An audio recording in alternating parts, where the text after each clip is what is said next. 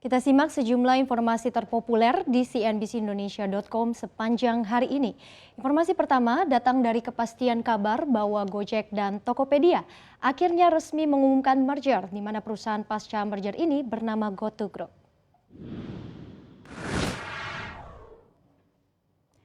GoTo Group akan menjadi startup terbesar di Indonesia dari sisi valuasi yang menggabungkan bisnis jasa transportasi, logistik, pengiriman makanan, jasa keuangan hingga e-commerce. Dalam perusahaan baru ini, Andre Solistio didapuk sebagai CEO GoTo Group dan Patrick Chow sebagai Presiden GoTo. Adapun dari penggabungan ini, total nilai transaksi bruto grup atau GTV telah mencapai lebih dari 22 miliar dolar pada tahun 2020 dengan lebih dari 1,8 miliar transaksi. Tidak hanya itu, total armada pengemudi yang terdaftar mencapai lebih dari 2 juta dan lebih dari 11 juta mitra pedagang hingga Desember 2020.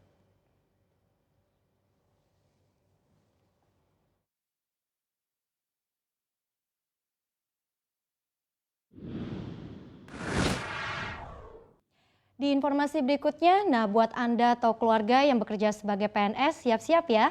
Tahun ini tidak hanya tunjangan hari raya saja yang cair, setelah Lebaran masih ada gaji ke-13 yang juga menanti.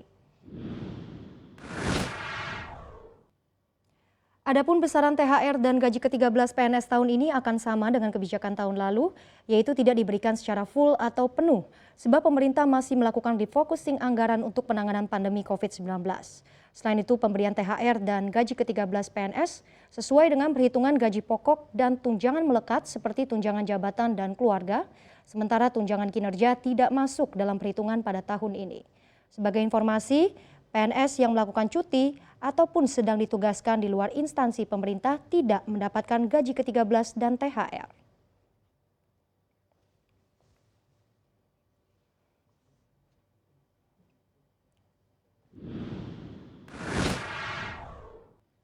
Ya, masih ada lagi informasi lainnya. Pasar saham pada pekan lalu hanya diperdagangkan selama 2 hari karena adanya libur panjang memperingati Hari Raya Idul Fitri. Meski demikian, data Bursa Efek Indonesia mencatat per 11 Mei terdapat sejumlah saham yang menguat signifikan selama 1 bulan terakhir.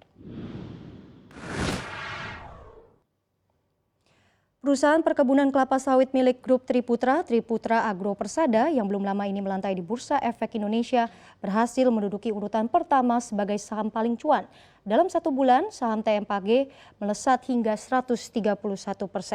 Sementara itu, saham duo grup Lipo yakni Matahari Putra Prima dan induknya Multipolar juga masuk ke dalam jajaran top gainers. Penguatan ini terjadi di tengah kejelasan masuknya PT Aplikasi Karya Anak Bangsa atau Gojek yang membeli saham MPPA dari Multipolar. Tidak hanya itu, ada saham aneka tambang yang juga masuk ke dalam 10 besar top gainers. Dan inilah daftar lengkap 10 saham top gainers selama 1 bulan terakhir.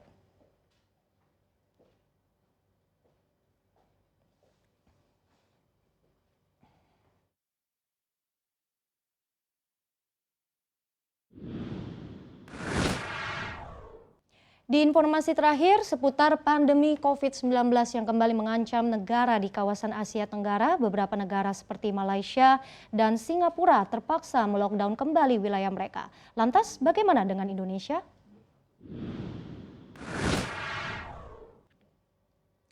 Meski negeri tetangga sedang kelimpungan, tetapi Indonesia sepertinya mampu mengendalikan pandemi. Kurva kasus positif di tanah air terlihat mulai melandai, di mana selama 2 pekan terakhir, rata-rata penambahan pasien positif tercatat 4.463 orang per hari. Angka ini jauh lebih sedikit ketimbang rata-rata pada 2 minggu sebelumnya yang sebesar 5.209 orang. Namun, jangan senang dulu, rendahnya angka kasus positif COVID-19 disebabkan oleh rendahnya jumlah tes di tanah air. Hal itu mengacu dari data Worldometer, dari jumlah tes per 1 juta penduduk hanya 56.252 warga Indonesia yang baru menjalani tes COVID-19.